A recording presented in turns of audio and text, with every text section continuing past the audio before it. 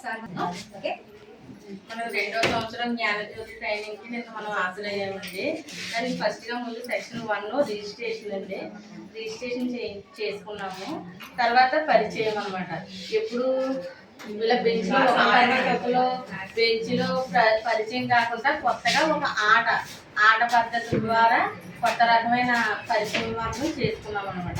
ఆ పరిచయం ఏంటంటే, ఒక మ్యూజిక్ వస్తే మ్యూజిక్లో అటు ఇటు తిరిగి అక్కడ ఎక్కడ స్టాప్ అనగానే స్టాప్ అయిపోయి వాళ్ళిద్దరి కోసం వాళ్ళ ఆపి వాళ్ళ పేరు వాళ్ళ సెంటర్ పేరుతో సహా ఇక్కడ మనకి చెప్పే విధంగా మనకి కొత్త గేమ్ పరిచయ గేమ్ని మనకి చెప్పారనమాట. అది 2వ సెక్షన్ అండి.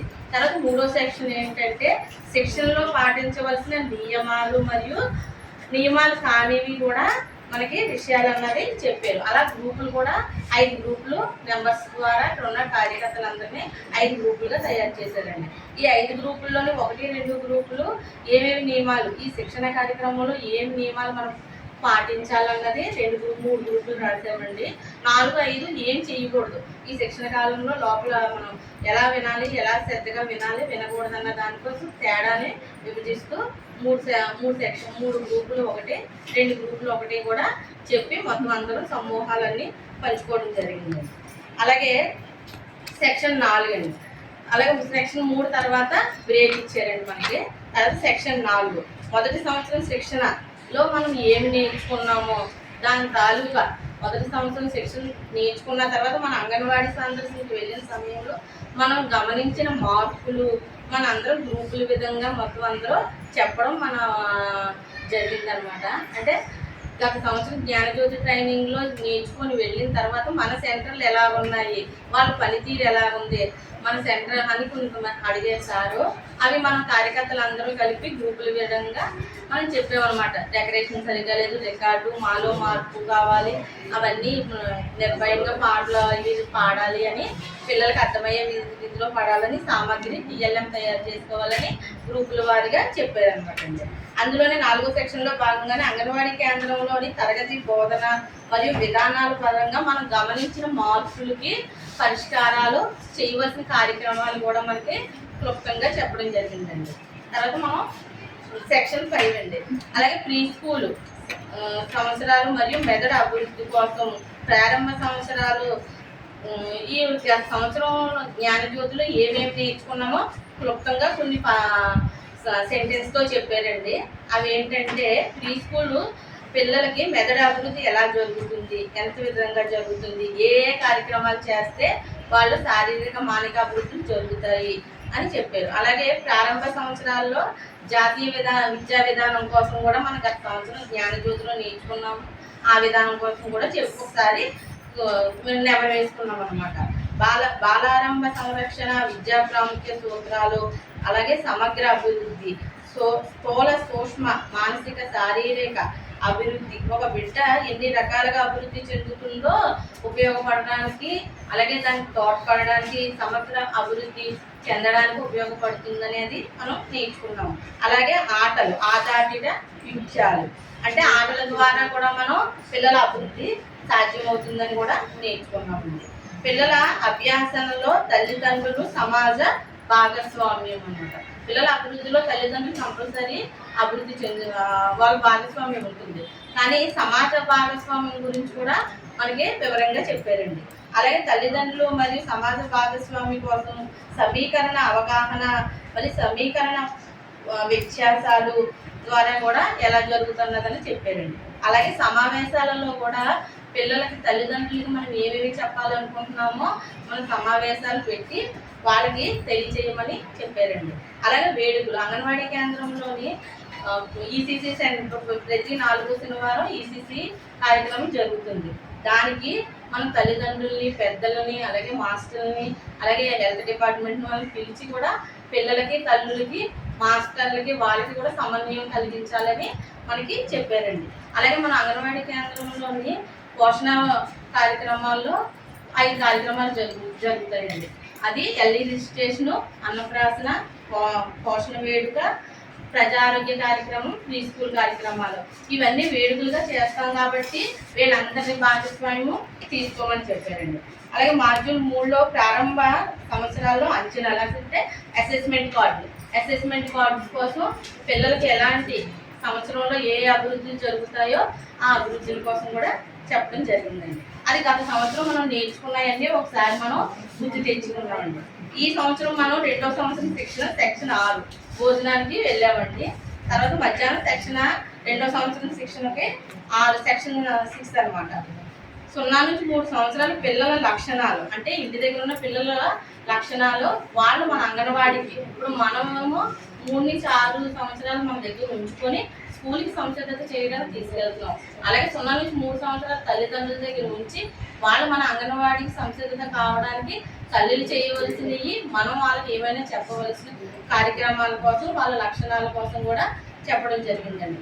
అలాగే అంగన్వాడీ సెంటర్లోని 2వ భాష ఇంగ్లీష్గా మనం బోధన చేయాలని చెప్పడం జరిగిందండి. అంగన్వాడీ కేంద్రంలో సాధనాలను ఉపయోగించి అభ్యాసన చేయమన్నారండి. అంటే ఏమైనా వస్తువులు ఉపయోగించి అభ్యాసన చేయమన్నారు. అవి 2 రకాలుగా ఉంటాయి అన్నమాట. అవి మెటీరియల్ ఇచ్చినది, ప్రభుత్వం వాళ్ళు ఇచ్చినది, తర్వాత మనం తయారు చేసుకున్నది, తర్వాత డిజిటల్ బోర్డు ద్వారా ఉంటాయి అన్నమాట.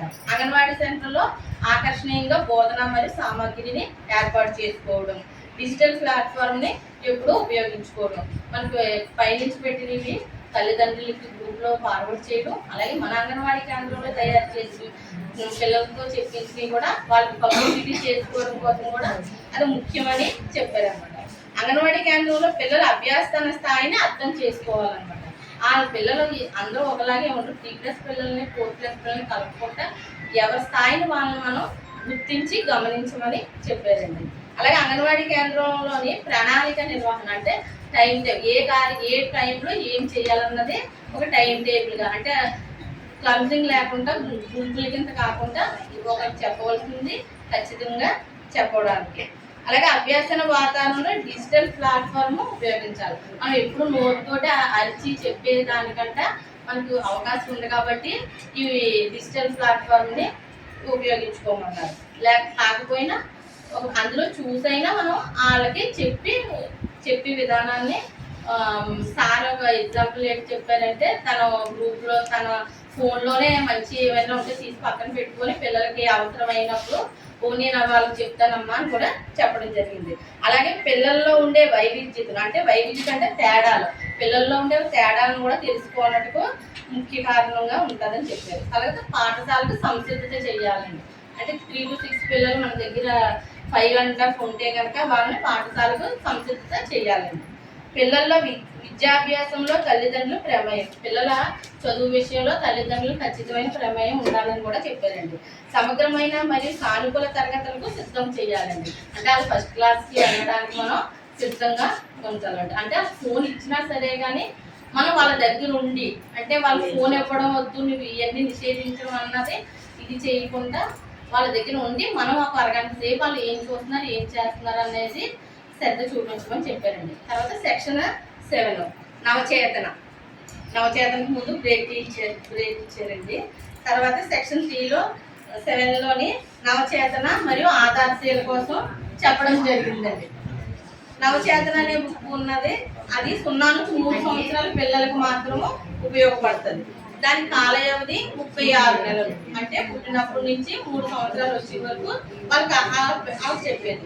దాంట్లో కృత్యాల సంఖ్య 140. ఈ 140 కృత్యాలు చేయవలసి తల్లిదండ్రులు మనం భాగస్వామ్యం అయ్యి వాళ్ళకి మరియు చెప్తామన్నమాట. తల్లిదండ్రులకి సలహాలు సూచనలు ఇచ్చి తల్లిదండ్రులని మన అంగన్వాడీకి సిద్ధం చేయడానికి వాళ్ళకి చెప్పాలన్నమాట. ఇందులో ఈ బుక్లో ఫస్ట్ ఏముంటుందంటే పిల్లల ఆరంభ ప్రేరణ ప్రాముఖ్యత, తర్వాత గర్భాధారణ సమయంలో అంటే మనం ఎక్కువ గృహ సందర్శన చేయాలన్నమాట. ఈ గృహ సందర్శన ద్వారా తరచూ పిల్లల దగ్గరికి వెళ్తే వాళ్ళకి ఇవి ఏ నెలలో ఏ మైల్ స్టోన్స్ అన్నవి ఉంటాయి కాబట్టి ఆ మైల్ స్టోన్స్ వాళ్ళు దాటుతున్నారా లేదా అని తెలుసుకోవడం, ఒకవేళ ఏదైనా తెలియకపోతే మనకు తెలిసిన సూచనలు ఇచ్చి వాళ్ళని ప్రేరేపించాలన్నమాట. అలాగే 0 నుంచి 3 సంవత్సరాల పిల్లల్లో సంరక్షణ మరియు ప్రేరణ కూడా చూడాలి. ప్రేమతో కూడిన సంరక్షణ అవసరం వీళ్ళకి ఎక్కువగా ఏంటంటే ప్రేమతో కూడిన సంరక్షణ అవసరం. వీళ్ళలో ఎక్కువ శారీరక మానసిక భావోద్వేగ అభివృద్ధి కలుగుతుంది అనమాట. వీళ్ళకి మెదడు జననంలో 25% జరుగుతుంది. 0 నుంచి 3 సంవత్సరాల్లో 75% అభివృద్ధి చెందుతున్నట్టున్నారు. కాకపోతే మనకు తెలిసిందంటే 80% జరుగుతుందని అంటున్నారు అనమాట. వీళ్ళు పునరావృతం అంటే వీళ్ళు చేసేది ఎప్పుడు చెప్పేసి నువ్వు చెప్పు అనుకోకుండా ఎప్పుడు కూడా పునరావృత కృత్యాలు ఎక్కువ మెదడుకి అభివృద్ధికి ఉపయోగపడుతుంది అనమాట. ఇందులో ఏంటంటే ఆట, మాట, స్పర్శ అంటే వాళ్ళకి ఏమి చెప్పకుండా ఆట, మాట, స్పర్శ ద్వారా జరుగుతుందండి. ఇది నవచేతన బుక్లోని 0 నుంచి 3 సంవత్సరాల పిల్లల తల్లులకు చెప్పే విషయాలు. అలాగే ఇంకోటి ఏంటంటే ఆదర్శశీల. ఈ ఆదర్శశీల ఏంటంటే 3 నుంచి 6 సంవత్సరాల వరకు అనమాట. అంటే మన దగ్గరికి వచ్చే పిల్లలకి మనం చెప్పే ఇది అనమాట. దీని ముఖ్య ఉద్దేశం ఏంటంటే అభ్యాసన వాతావరణం. దీని అభ్యాసన వాతావరణం అన్నది మంచిగా ఉండాలి. అలాగే రోజువారీ దినచర్య, రోజు వాళ్ళకి ఒక దినచర్య ద్వారా అలవాటు చేయాలి. తర్వాత బోధన అభ్యాసన సామగ్రి వినియోగం అంటే మనకు ఒకవేళ ప్రీస్కూల్ బొమ్మలు తయారు చేసుకుని వాళ్ళు ఇచ్చినవి మనం అలా పెట్టి పిల్లలు కూడా ఉపయోగించాలన్నమాట. ఎక్కడో దాచేది కాకుండా ఎక్కడో వచ్చినప్పుడు చూసుకోవడం కాకుండా అలాగే మన గదిలోనే ఉంటారు కాబట్టి వాళ్ళు నిత్యం చూసేలాగా చూసి ఆచరించడం వల్ల ఎక్కువ తెలుస్తుంది కాబట్టి వాళ్ళకి డిస్ట్రిబ్యూట్ చేయాలన్నమాట. తర్వాత బోధన ఆటల ద్వారా ఎక్కువ ఆటల ద్వారా వాళ్ళు ఆసక్తి చూపిస్తారనమాట. మాట, పాట, కథ, ఆట ద్వారా పిల్లలు ఎక్కువ చూస్తారు. మెయిన్ పరిశీలించడం వల్ల ఎక్కువ చూడటం వల్ల, వినడం వల్ల కొంచెం తెలిసినా చూడటం వల్ల ఎక్కువ విధంగా తెలుస్తుంది కాబట్టి ఎక్కువ పరిశీలన చేయాలి. అలాగే అంచనా అంటే ఎవరిని కూడా ఎక్కువ అంచనా వేసేయకూడదు అనమాట. వాళ్ళకి తగ్గ ప్రకారంగా మనం అన్నీ చేయాలన్నమాట. అలాగే చిన్న చిన్న సమూహాల్లోని చేయాలన్నమాట. ఇలా మనకి 9 సెక్షన్ల ద్వారా సార్ మనకి చెప్పారండి.